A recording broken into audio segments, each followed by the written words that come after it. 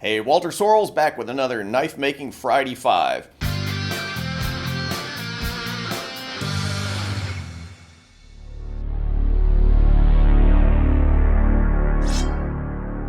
So recently I got an email from a guy named Patrick. I'm not going to mention his last name. Here's the letter. Hey Walter, I'm a beginning knife maker, mostly it's a hobby, and I was wondering when the best time would be to start a business. When I say that, I mean register a trade name, getting my business license, getting a certificate of resale, etc. I was just curious when or if you did these things and when you feel like you should do these things. I'm nowhere near close to starting my own business, but was just looking for some input. So I get a lot of questions from guys who are interested in starting to sell knives. They've been working on the hobby, and as they're feeling more confident or whatever, they want to realize some income from it. So I think it's worthwhile to kind of dive into this question, and I'll kind of try and slice and dice real quickly a few issues that people pose to me and kind of my gut responses to those. The first general point I would make about moving from knife making as a hobby to knife making as a business is this. A lot of guys have ruined a great hobby by trying to turn it into a business. Most of us, I would say all of us, get into knife making because we enjoy it. We have a job or, some kind of occupation that's completely different from making knives. And this is a way for us to kind of get away and do something that we enjoy, that we can direct.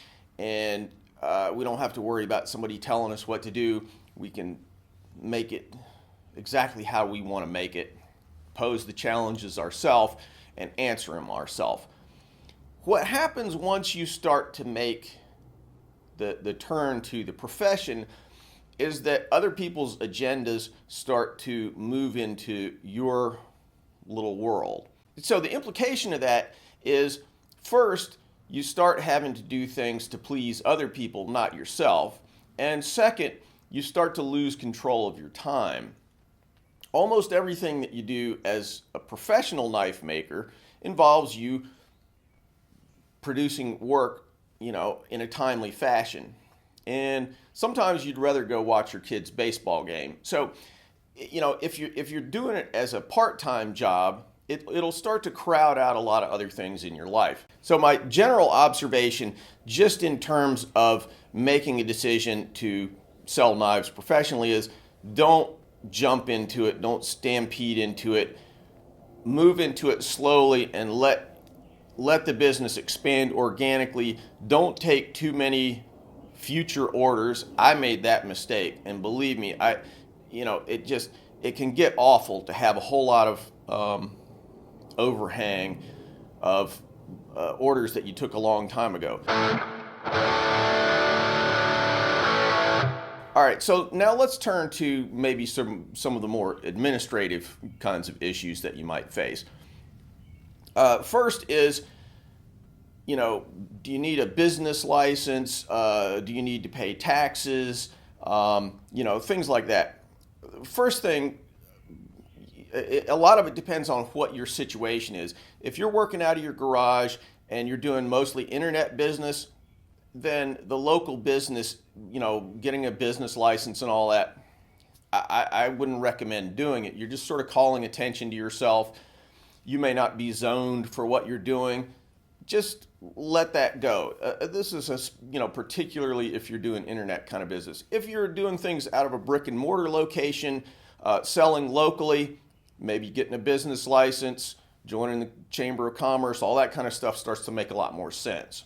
So turning to taxes, I don't recommend to anybody avoiding taxes.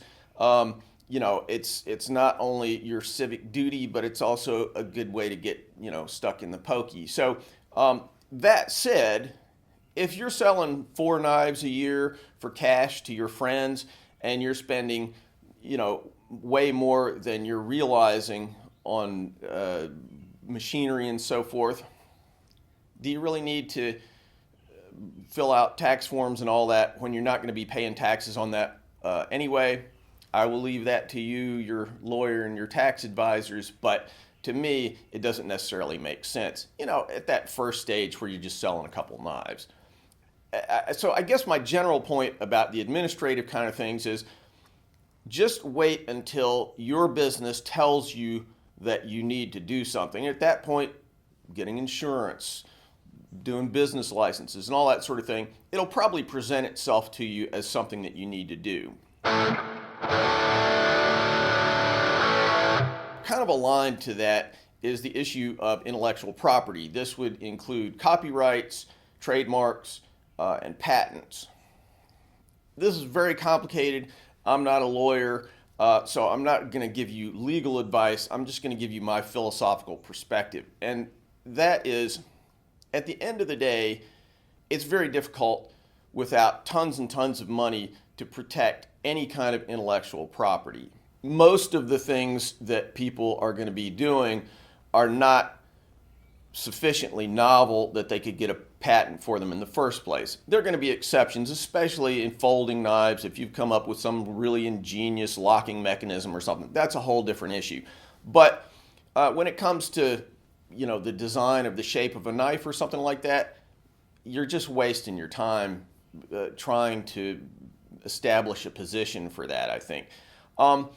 As far as copyrights go, anything that's written is automatically comes under the umbrella of copyright. You can register copyright, and that's kind of an additional step, but my point there would be really, to what end are you copywriting anything?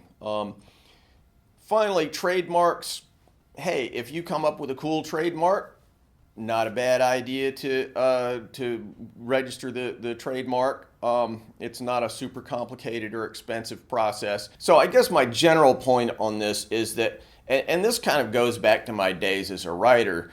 I used to hear folks all the time asking, "Oh, should I, register the copyright of my work, whatever it might be?" It's hard to defend intellectual property. It's expensive to defend intellectual property, and frankly, not that much low to the ground kind of stuff gets stolen anyway.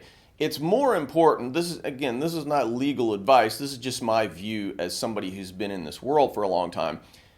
It's more important for you to focus on doing good work and establishing a position in the marketplace. If you have a position in the marketplace with a particular product, an idea, or whatever, that's actually a stronger position to defend in many cases than it is to try and defend it through patent law or copyright or trademark law. Again, not legal advice, but just my philosophical perspective. Focus on the market. So let me just kind of back up and summarize my general point here. If you're interested in turning a hobby into money, and I don't care what kind of hobby it is, I would just recommend that you go cautiously. I think a lot of people get ahead of themselves doing this sort of thing. Focus on making the best stuff that you can, having fun with it, and if you do that, at a certain point, the word will start to get out, and you'll gain customers. As somebody who deals with the pressures every day of this as a business, I say treasure every moment that you get to get out there in the shop by yourself, doing something that you find to be fun, and not worrying about, hey, I got my kid's baseball game in 2 hours and I need to get these 18 knives out the door and one of them's got to go.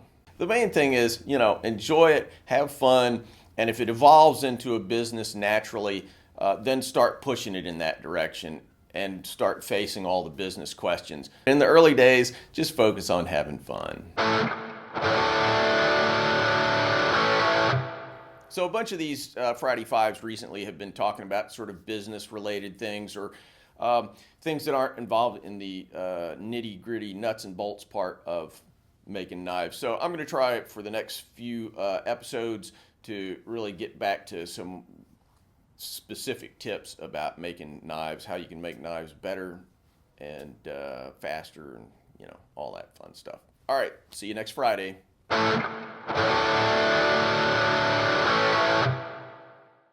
Thanks for watching, guys. If you feel like you got something out of this video, don't forget to subscribe. Also, click on the link to Patreon for a great way to give back to the channel. Plus, check me out on Instagram, Facebook, Twitter. Links in the description.